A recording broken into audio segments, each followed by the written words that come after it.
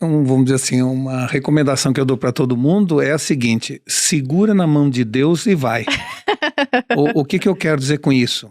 Você tem duas hipóteses em relação à inovação e ao que vem por aí, não é? Ter medo e ficar recalcitrante ou se jogar de maneira entusiasmada rumo ao desconhecido. Quando no Egito os judeus resolveram fugir do Egito, estavam escravizados lá e foram até a beira do Mar Vermelho para atravessar em busca da Terra Prometida, normalmente a história, os 10 mandamentos ou a Bíblia diz que de repente o mar se abriu e eles passaram, né? Não foi bem isto, não foi que o mar se abriu e eles passaram, eles estavam tão convictos que queriam a busca da liberdade que se jogaram no mar. E Deus ficou tão comovido com a coragem e determinação daquele povo que abriu o mar para eles terminarem a travessia. O que isso nos ensina?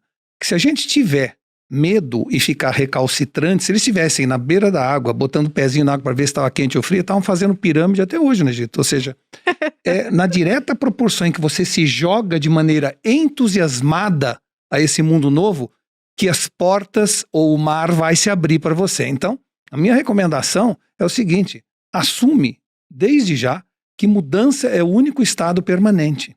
Assume que empresas daqui para frente não vão morrer por fazer coisa errada, vão morrer por fazer a coisa certa por um tempo longo demais. É isso que está matando as organizações. E dentro desse espírito de se jogar de maneira entusiasmada, segura na mão de Deus e vai. O Bruno, deixa eu pegar isso que o Walter falou, que é super interessante para olhar para o Brasil. Olha o Brasil nos últimos 100 anos. Quem que é o Brasil dos últimos 100 anos? 2 cidades, São Paulo e Rio. Commodities, né? Café desde lá de trás. Exatamente. É um país que as empresas que exportam e competem efetivamente são só as de recurso natural. Você conta nos dedos de uma mão quantas empresas que não estão ligadas aos recursos naturais. Não tem marca brasileira no exterior. Não tem, zero, é horrível. Exato. Quando você olha para a taxa de desemprego historicamente alta, então o que teu pai e tua mãe falava? Bruno, vai trabalhar para alguém grande, tem a chefe, concurso público. A minha avó falava isso para mim, ela falava: filho de pobre tem que fazer concurso público. E nem pobre a gente era classe média. Uhum. Mas eu cresci ouvindo isso, pô. E fui militar, fiquei 11 anos no exército. Ah, é? Que legal. Olha que interessante. Quando você olha, então, a formação da sociedade brasileira, ela tem dificuldade de entender o que o Walter tá falando. Tanto é que você chega em casa e fala que vai ser empreendedor, teus pais brigam com você. Mas você vai prestar concurso público ou trabalhar para uma grande empresa, teus pais falam: parabéns, meu filho tem sucesso. Então, existe nesse exato momento uma quebra de um paradigma violento, que é a figura, e aí naturalmente, Walter, eu quero tirar, pegando bem os teus comentários. Você é de São Paulo, Diego? Sou de Minas. Minas. Você é de São Paulo, Walter? São Paulo. Eu quero tirar aqui naturalmente o empreendedor de palco. Mas esses empreendedores, eu não quero dizer aquele que montou startup, a Luísa Trajano é uma grande empreendedora, né? O Walter é um grande empreendedor, então não tem a ver com montar startup nos últimos 5 anos. A figura dessas pessoas, ela é muito importante nesse momento para dar essa referência e começar a quebrar esse paradigma que a gente tem na cabeça para permitir as pessoas entenderem isso com muito mais facilidade. Eu perguntei de onde vocês são pelo seguinte: eu fui militar durante 11 anos e dentro da academia militar tinha gente do Brasil todo. Você tinha cara do Norte, cara do Nordeste, do Sul. E pensando em termos de população, era para ter muita gente de São Paulo, né? E não porque tem afinal quase tem ninguém. bastante gente aqui em termos de representatividade e quase não tinha paulista lá, tinha muito poucos. Porque tinha oportunidade. Porque aqui não era só oportunidade, era cabeça também. Cabeça empreendedora. Porque no Rio de Janeiro tem oportunidade, mas tinha muito carioca no exército, porque acho que tem uma herança também do fato do Rio ter sido capital federal, né, estado da Guanabara durante um tempo. Então no Brasil a mentalidade de trabalhar pro Estado ainda é muito forte, porque o Estado também paga muito bem. Até aquela história, né? Se o Mark Zuckerberg fosse brasileiro, será que ele tinha criado o Facebook? Ou ele tinha virado procurador, promotor, juiz? Tem esse ponto. Eu não, vamos dizer assim, não queria me alongar muito, nem ser muito prolixo, mas esse assunto, ele também perpassa por uma visão mais antropológica, ou seja, de formação étnica, né? Então, o filósofo Nietzsche dizia que existem 2 tipos de tendências das pessoas. Pessoas que tendem mais a uma moral aristocrata, e pessoas que tendem mais a uma moral escrava. Hoje seria politicamente incorreto falar escravo, a gente pode falar moral dos senhores e moral de rebanho, tá certo? São as 2 formas. Vamos adequar. Aqui a gente não é muito politicamente correto, exato. não. Então, vamos dizer assim, o que ele dizia? Ele dizia que uma pessoa de moral aristocrata, ele tem uma ênfase endógena, ou seja, deixa comigo, eu resolvo. Se acontecer alguma coisa, a culpa é minha, ele assume responsabilidade, ele faz as coisas na hora, ele quer se superar e não superar alguém, ele quer se superar a si mesmo todos os dias, e essa é uma pessoa de moral aristocrata. Do outro lado tem uma pessoa de moral escrava, que é uma pessoa que tem uma ênfase exógena e fica perguntando, quem vai resolver isso? Quem vai tomar uma atitude? Quem? Né? É uma pessoa que sente que depende de alguém e tem o que a gente chama de uma servidão voluntária, que o Etienne de Boissy já falava isso há muitos anos. Ele gosta de que alguém mande, que alguém dê ordem, que alguém lhe diga o que fazer, como fazer. Não quer ser dono do seu destino, quer que o destino esteja na mão de alguém até para ele poder reclamar e principalmente tem um ressentimento contra tudo e contra todos. Então, esses são os dois tipos exagerados de pessoas que existem.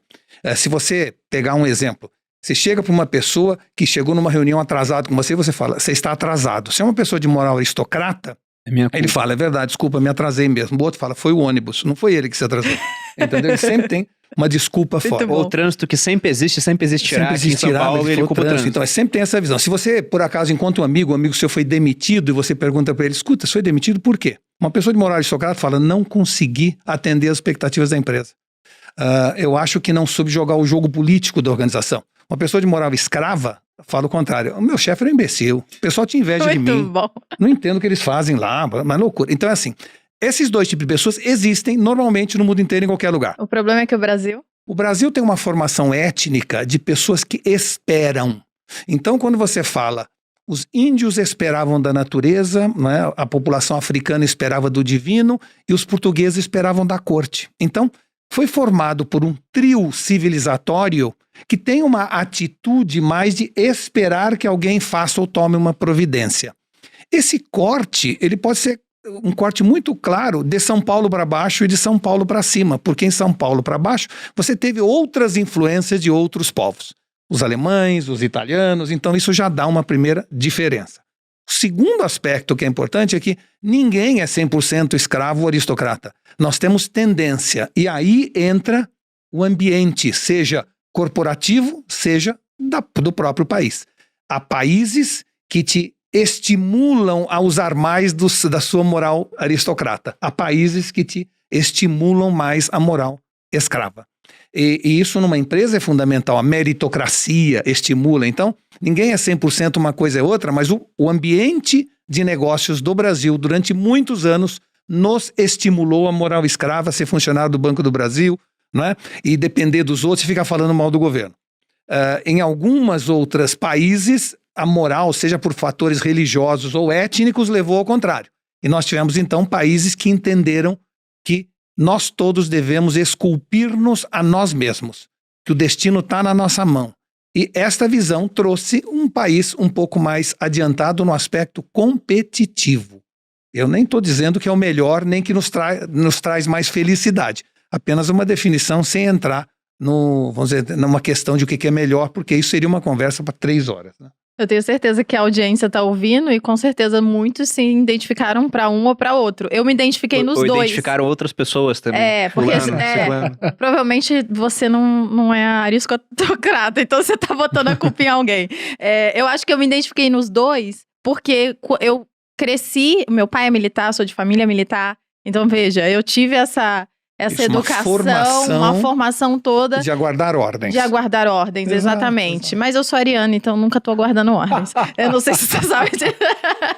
Mas de todo jeito, eu acho que eu fiz esse change, né? E era isso que eu ia falar pra audiência. Pra quem se identificou como a moral escrava, né? Isso. Talvez eu acho que dá pra você mudar. Não, e é muito importante que você falou. Eu acho que se você se identificar, já é o primeiro passo. Uma coisa importante, que é uma frase que a gente usa para identificar essa situação, é dizer o seguinte: pessoas não mudam, mas podem encontrar um outro endereço que já existe dentro delas. Muito bom. Olha que interessante. E todo mundo já tem esse endereço, né? Você falou, todo mundo tem um pouquinho dos dois. Já tem esse aplicativo, ele pode estar na página 10 do seu iPhone, mas vai lá e usa ele, atualiza que ele está lá.